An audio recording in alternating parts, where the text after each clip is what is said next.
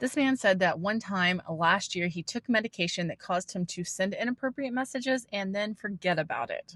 On January 25th, 2024, the Rogers police say that they received a call from the Joplin Police Department about a child abuse case that involved a 57-year-old man who lived in Joplin exchanging messages with a teenager while she might have lived in Rogers, Arkansas. The 57-year-old was Albert Nothnagel, and Albert was a family friend. The mother of the victim spoke to the Rogers Police Department and told the Rogers investigator that she had spoke to an investigator or a social worker in Missouri, where the victim and the mom live now, about some sexual messages she found that were sent by her friend Albert to her daughter, the victim in this case. According to the mother, she confronted her friend Albert about the messages, and Albert said that he didn't remember, but he was sorry. Albert also allegedly told the mom that it didn't happen before that day or after that day, which I gotta say doesn't sound a whole lot like someone who doesn't remember messages that he sent, right? Because if you don't remember sending them, how can you say it didn't happen before that day, hasn't happened since that day? Albert also texted the mom that he was embarrassed that it happened, that it was stupid, he was stupid for doing it, and that he wanted to apologize to the victim. When police spoke to the victim in the case, the victim said that she couldn't remember the exact messages that were sent, the messages that she received from Albert, but she just remembered that they made her feel uncomfortable, and that because she was uncomfortable, she just replied with LOL or something along those lines. The victim also explicitly said that nothing physical ever happened between her and Albert. It was just these messages that Albert had sent to her. So the victim provided the investigator in Rogers with her email address and her password, and the police did look through those messages with her permission. Police found messages that had been received by the victim in March of 2023. And those messages that were sent from an email address that came back to Albert said things like Albert talked about how the victim and her boyfriend were sexually active and about how her boyfriend isn't as loud as Albert is. Albert sent her a message telling her that she looked good and was sexy. Albert sent the victim a message saying that if he was the victim's age, he would be upset that she was with her boyfriend. He sent another message. He also talked to the victim about showing her boyfriend new moves and how he was really good at sex when he was that age. Albert sent the victim a message about how he has a friend that can't handle him sexually but loves his mouth.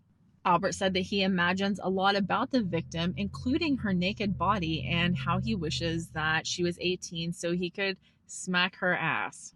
Albert said that he would entertain the victim any way that she wanted and that he is her slave. He also said that he wanted to taste her and asked if he could, when and where. Albert also sent another message that included that he would F for hours. Throughout these messages, Albert allegedly made several comments about how the victim needed to delete the messages because he could get into trouble for sending them. He also made apologetic comments and said he shouldn't be making the comments that he's making because he didn't want to make the victim feel uncomfortable and he didn't want the victim to think that he was a quote unquote perv. The investigators did take a trip to see Albert in Missouri, and when they saw Albert, he said that he knew why they were there, that he would do anything to help. He said he had never done anything wrong before or after the day that those messages were sent.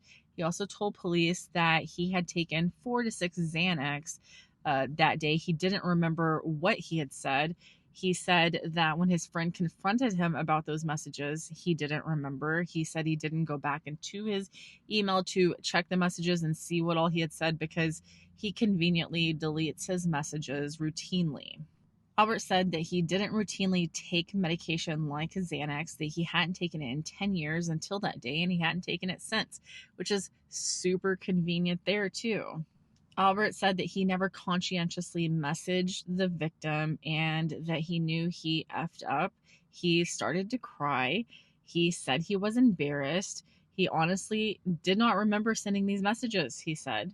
Now, I do think that it's important to note that Albert didn't send the messages just one day. This was over the course of 3 days. So he can't really say, like, I took medication. It made me do things that I wouldn't ordinarily do.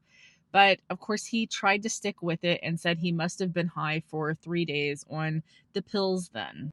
Investigators did search through Albert's phone, and in his phone history, they did find several searches that he had done for teen corn. They also found several videos that had age difficult women. Now, age difficult women would be women that could be over or under the age of 18. It's really unclear. But in the videos, they had child bedding, stuffed animals, childlike pajamas, and even one woman that was wearing childlike underwear, which in my opinion almost seems like corn for people that are destined to look up CSAM. It's like feeding into that. Why would you do that?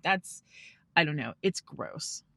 Albert Nothnagel was charged with 1 count of internet stalking of a child. That is a B felony.